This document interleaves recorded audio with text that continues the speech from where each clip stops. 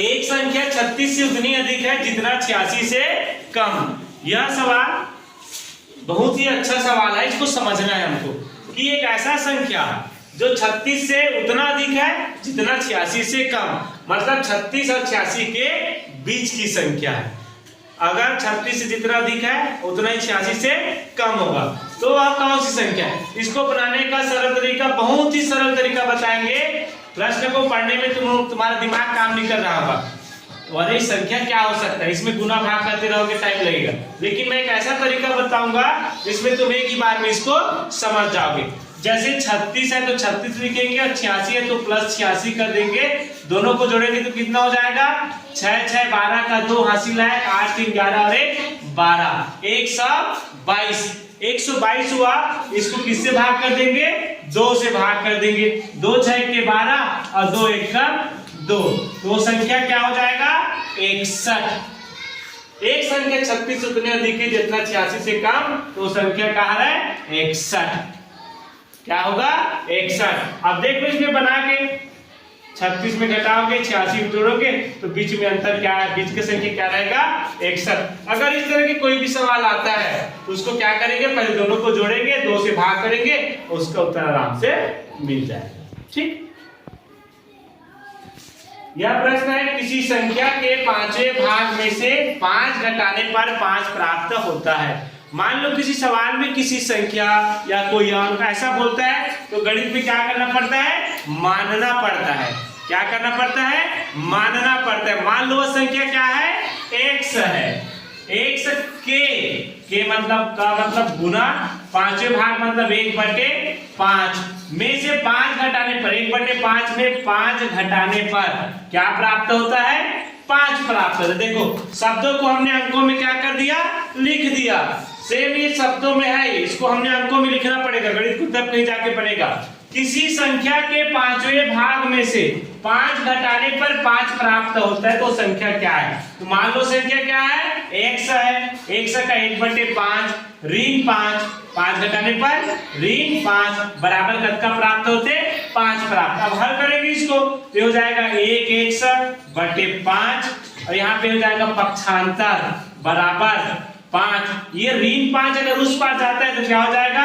धन 5 और 5 5 10। यहाँ पे हो गया 1x/5 बराबर 10।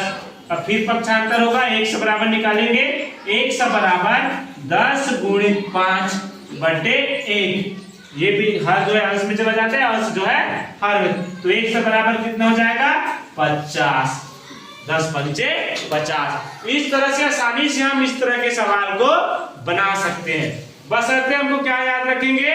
प्रश्न को पढ़ेंगे कि प्रश्न में क्या पूछ रहा है, क्या बनाना है। प्रश्न को हमको पढ़ते जाना है, जैसे जैसे प्रश्न में बोला है वैसे वैसे हमको लिखना है। एक बार और देख लो, किसी संख्या, मान लो संख्या क्या है? 1 के 5वें भाग 1/5 में से 5 घटाने पर, घटाना मतलब ऋण 5 प्राप्त होता है, तो यहाँ पे कर देंगे बराबर 5।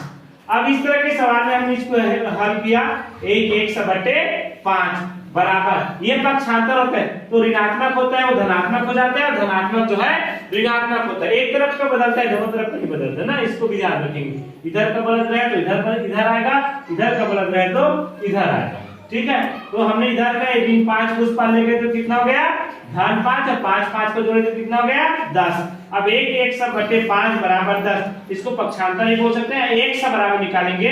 जब 1 बराबर निकालेंगे तो अंश जो हर में चला जाता है, हर जो है अंश में चला जाता है, इससे गुना हो जाएगा, तो 1 बराबर 10 गुना 5/1, तो 10 पंचे 50।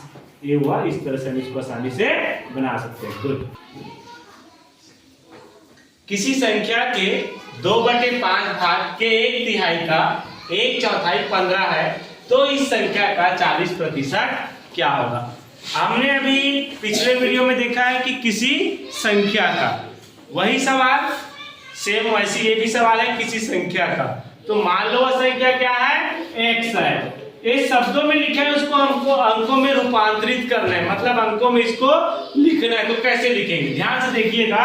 किसी संख्या के, मान लो संख्या क्या है? x है, के मतलब कहोगे गुना 2/5 2/5 भाग के फिर गुना 1/3 मतलब 1/3 फिर का मतलब फिर गुना 1/4 1/4 कितना है 15 है बराबर 15 है। तो इस संख्या का 40% क्या होगा? कौन संख्या के अतका संख्या 22 ओखर काय निकालना है 40%। तो सबसे पहले हम एला हल करबो, एला हल करे के बाद जब एकर उत्तर आई तो एकर काय निकालबो 40%, फिर उसका हम 40% निकालेंगे। अब इसको हल करेंगे पूरा गुना के रूप में, इसको क्या कर देंगे गुना कर देंगे। 5 दिया 15 15 चौ 60, हर को हर से गुना करेंगे अंश को अंश से। 2 1 कम 2 2 1 कम 2 हो गया 2x बराबर 15। समझ आ गया यहाँ तक? अब इसके बाद x से बराबर निकालेंगे तो x से बराबर क्या होता है 60 गुणित 15/2। 2 1 कम 2 2 3 6 और 15 दिया 45 450। तो वह संख्या क्या हो गया 450।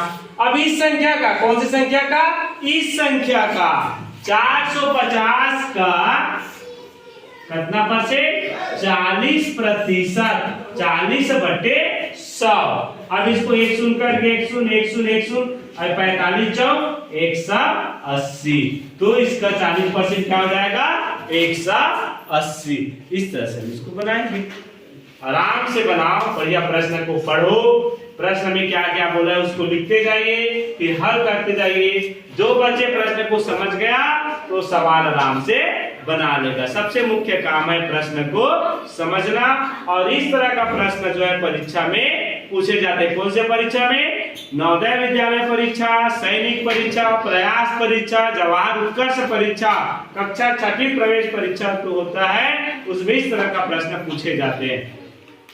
तो इस प्रश्न को बढ़िया से समझिए, बार बार देखिए। अगर हमारे चैनल को सब्सक्राइब नहीं किया है तो चैनल को सब्सक्राइब करें, लाइक करें और शेयर करें, कमेंट करना ना भूलें। धन्यवाद।